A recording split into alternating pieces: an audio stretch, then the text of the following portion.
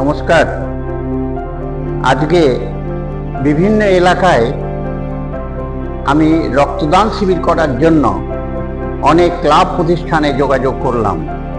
সবাই বলছে ভোটের এই পরিস্থিতিতে আপনি রক্তের জন্য এসেছেন, কি ব্যাপার বলুন দেখি। এখন ভোট নিয়ে গোটা দেশের লোক ব্যস্ত। কে ক্ষমতায় যাবে, বিজেপি না তৃণমূল না সিপিএম না কংগ্রেস, কে যাবে ক্ষমতায় তার নিয়ে রাজনৈতিক অবস্থা একবারে জটিল হয়ে উঠেছে। তা আপনি এই সময় রক্তের জন্য এসেছেন। রক্তের প্রয়োজন আছে এটা আমরা জানি, কিন্তু এই সময় আপনাকে সাহায্য করতে পারবো না। তারা তো সাহায্য করতে পারবে না বলে অনেকে ফিরিয়ে দিল। অনেকে বলল ভোটের পরের দিন আপনি ফোন করবেন। এই যে মানুষের যে একটা সদিচ্ছা রক্তদানের প্রতি আছে, কিন্তু ভোট ব্যবস্থাটা মানুষকে একেবারে জটিল অবস্থায় ফেলে দিয়েছে, যে তারা সামাজিক কাজ করতে 100 বার ভাবছে যে কিভাবে আমরা এই কাজে অংশগ্রহণ করতে চাই। কিন্তু আমাদের বুঝতে হবে ভোট মাত্র একদিনের জন্য, তারপর রক্ত আমাদের লাগবেই। রক্ত আমাদের জোগাড় করতেই হবে।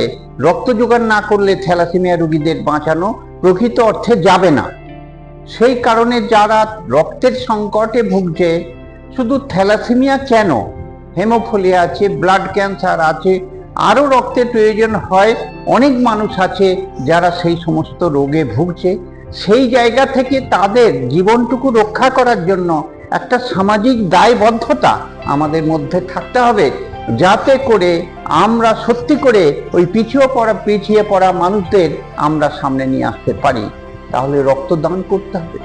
তাহলে আমরা যদি প্রকৃত দায়টা পালন করি যে আমরা রক্তের প্রয়োজন হবে এমন সন্তানের জন্মটাকে বন্ধ করে দিতে পারি, তবে অবশ্যই আমরা পরবর্তীকালে রক্ত জোগাড় করতে আমাদের হবে না। তাহলে এখন যা সংকট আছে এটা আমাদের ভাবতে হবে। যত ভোট আসুক, গরম চলুক, এটা আমাদের ভাবতে হবে যাতে করে আমরা রক্ত দিই, যাতে অসহায় বাচ্চারা যাতে রক্ত পেয়ে জীবনটুকু রক্ষা করতে পারে। আপনি আমাদের ভিডিওতে দেখবেন যে থ্যালাসেমিয়া বাচ্চাদের রক্ত না দিলে তারা বাঁচছে না। প্রতি 15 দিন অন্তর তারা রক্ত নেয়। তাদের হেমোগ্লোবিন কম করে 10 রাখতে হবে। 10 হেমোগ্লোবিন না রাখলে একটা বাচ্চা সাধারণ বাচ্চাদের সঙ্গে খেলাধুলা মেলামেশা করতে অসুবিধা হবে। সেই 10 হেমোগ্লোবিন রাখতে গেলে মাসে 2 বার করে রক্ত দেওয়ার দরকার। এই যে আধুনিক চিকিৎসা আমাদের দেশের ছোট ছোট ছেলে মেয়েদের আমরা যদি পাইয়ে দিতে অক্ষম হই, তবে থ্যালাসেমিয়া রোগীরা বাঁচতে পারবে, কিন্তু খুবই কষ্ট করে। তা সেই যে বেঁচে থাকার যে সফলতা, এটা কিন্তু তাদের অনুভূতির মধ্যে এনে দিতে হবে। সেই কারণে আমরা যতই রাজনৈতিক জটিলতার মধ্যে পড়ে থাকি, বুঝতে হবে সমাজটা আমাদের। এই সমাজে যারা ক্ষতিগ্রস্ত হচ্ছে তাদের বাঁচিয়ে রাখার দায়িত্ব আমাদের। আমরা যদি অন্যদের মতন রাজনীতিটাকে সামনে এনে সমাজ সেবাটাকে বাদ দিয়ে দিই, কিন্তু প্রত্যেকটা রাজনৈতিক দলই তো সমাজ সেবার কথা বলছে। সমাজের জন্যই তাদের বুঝি এই ভোটে জেতা, সমাজকে রক্ষা করার জন্য, সমাজকে ভালোবাসার জন্য। কত বড় বড় কথা রেগুলার আমরা শুনছি তাদের লেকচারে।